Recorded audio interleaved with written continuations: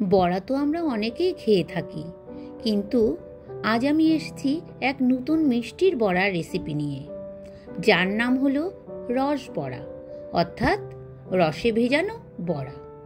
এই মিষ্টিটা আমাদের ঠাকুমাকে খুব বানাতে দেখতাম, আর সেখান থেকেই মায়ের শেখা, আর তারপরে আমরা শিখেছিলাম। তাহলে চলো আজ দেখাই কিভাবে এই রসবড়া বানাবো। প্রথমে আমি 1.5 কাপ বিউলির ডাল 1 ঘন্টার জন্য ভেজানোর পর মিক্সিতে পেস্ট করে রেখেছি।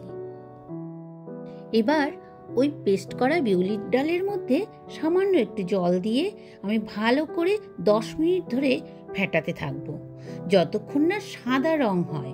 যখন ধবধবে সাদা রং হবে, তখন একটা জল ভর্তি পাত্রের উপরে আমি 1 ফোঁটা দিয়ে দেখব সেটা ভাসছে কিনা।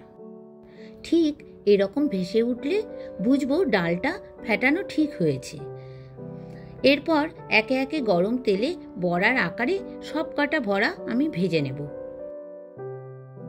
এখানে ভাজার জন্য আমি সাদা তেল ব্যবহার করেছি।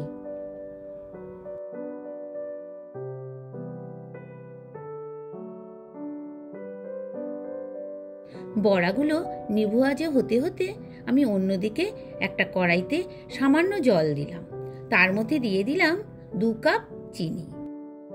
রসটা বেশ অনেকক্ষণ ধরে জাল দিয়ে আমি রেখে দিলাম। অন্যদিকে আমার বড়াগুলো সব ভাজা হয়ে গেল। এবার আমি বড়াগুলো একে একে ওই রসের মধ্যে ডুবিয়ে দেব। রস করার সময় আমি এলাচ দিতে ভুলে গিয়েছিলাম, তাই 5টা মতো এলাচ মুখ ফাটিয়ে আমি ওই রসের মধ্যে দিয়ে দিলাম, যাতে বড়ার মধ্যে ওই গন্ধটা যায়। আধ ঘন্টা পর ফিরে এসে দেখি বড়াগুলো দ্বিগুণ ফুলে গেছে, একেবারে রসগোল্লার মতো, আর সেই রকম তুলতুলে। এইভাবে তোমরাও তৈরি করে ফেলো বিউলির ডালের রসবড়া। যদি আমার এই ভিডিওটা তোমাদের ভালো লেগে থাকে, তাহলে লাইক, শেয়ার ও কমেন্ট করতে ভুলো না।